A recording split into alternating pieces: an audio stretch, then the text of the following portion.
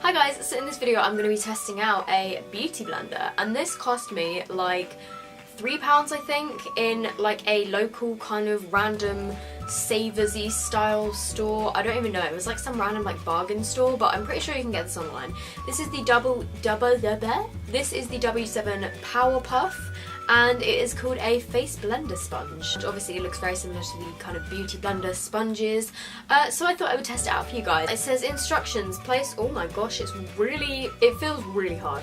It says place your face blender sponge into water and squeeze until it's soaked through, take the sponge out, take the sponge out and give it a squeeze to remove any excess water, and then obviously you just do your foundation with it. First impressions, it does feel very hard, like compared to other beauty blenders I've had. It feels pretty solid, so I'm not sure like how well this is going to expand. But if I just do a little kind of like comparison to my face, it's this big now, and I'm going to go and run it underwater and come back and see how much it expanded. So remember how big it looks here, and then I'll be right back. Okay, so it did actually expand quite a lot. I wasn't expecting it to expand that much, not gonna lie. So this is it compared to my face now. I mean, I don't know if you guys remember how big it was a minute ago, but what I thought would be a pretty good comparison is before it fitted in this box, but now it does not fit in this box. So now I'm just gonna apply my foundation with it. I should probably have brought a mirror with me.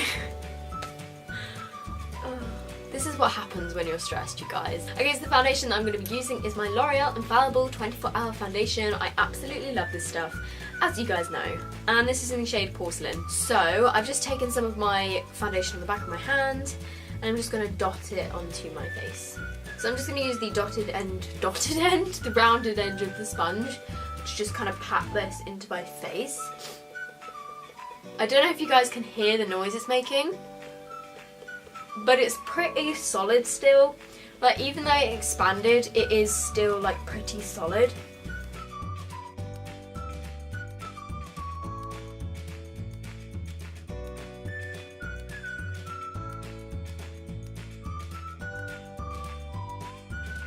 I mean, it's pretty solid, but it's not like I'm hitting my face with a rock or anything. Like, it's pretty decently soft still. Okay, so to be honest, I feel like it did apply my foundation really nicely. Like, it looks really flawless. It doesn't have any like streaks in it, obviously, because I find like with sponges and stuff you don't get streaks, whereas with brushes you sometimes do. So I do feel like it has applied it very kind of like evenly. It doesn't look like patchy or anything. I mean, it is kind of less coverage than if I was to use my normal like buffing brush, I think.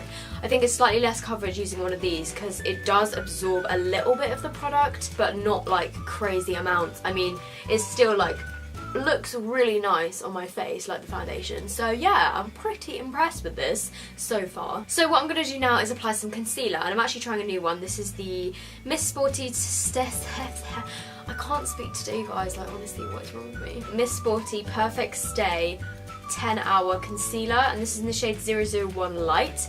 The only issue I have with this is it looks like it's going to be too dark for my skin tone. This is the palest shade they did, but let's give it a go. Whoa, that's definitely too dark for me. I mean, like, under your eyes you generally want something that's lighter than your skin tone, but I'm pretty sure this is darker than mine. But I'm just going to use the pointed end of the sponge to kind of blend this in.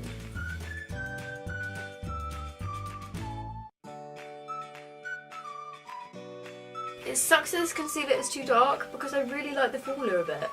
It looks like it's got pretty decent coverage, but at the same time it's not like really thick like the collection one is. So Miss Sporty, if you're watching this video, not that you ever would be, but if you are, please make the concealer in a lighter colour. I mean, I guess I could use it in the summer, but I don't really tan, so. Okay, so I'm actually going to put a bit of this on my blemishes as well, and then I'm going to just use the kind of pointed end again to blend this all in. So blending all of that in, I feel like this definitely did a really good job. I mean, like, I really like how it kind of blended under my eyes and just generally over my whole face. I think this is a really good kind of like cheap makeup sponge. I think it does a good job and is really good value for money. So I'm actually going to use a bit of this LA Girl Pro Conceal, and I'm just going to use this under my eyes just to brighten it up a bit. And to be honest, you guys, so many people rave about this concealer, but unless I have another concealer on underneath, I don't feel like it's the best. I feel like it's a bit kind of like oily and it doesn't have the best coverage ever. But like when people use it on Instagram and stuff, I feel like they always have like 5 layers of other stuff underneath it, so they just kind of use it for brightening, I guess. So that's what I'm going to do now. Okay, so it did actually brighten up my eyes a lot, but obviously I have the other concealer underneath it. So I don't know if it's just me that doesn't like it by itself, but wasn't really feeling it. So I'm now just going to quickly set all of my face with my NYC Smooth Skin face powder.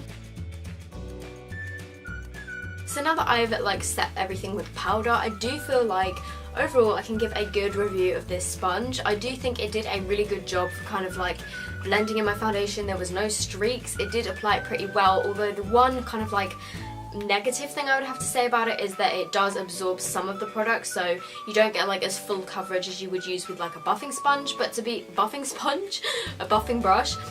But to be honest, with all the kind of like beauty blenders style sponges that I've tried, they never tend to give like as high coverage as like with a buffing brush, just in my experience anyway. So I'm gonna go and finish the rest of my makeup and then I will be back. Okay, so I've now applied all of my rest of my makeup, and by the way, I do apologise if I'm wearing the same top in this video as I am in kind of like a different video, because I have also filmed a different video like wearing the same outfit, so sorry guys. So overall I would definitely recommend this sponge if you are on a budget, you're looking for something that's kind of like a dupe of the beauty blender and you just want to try something new. I would definitely give it a go. I will try and find links to it down below.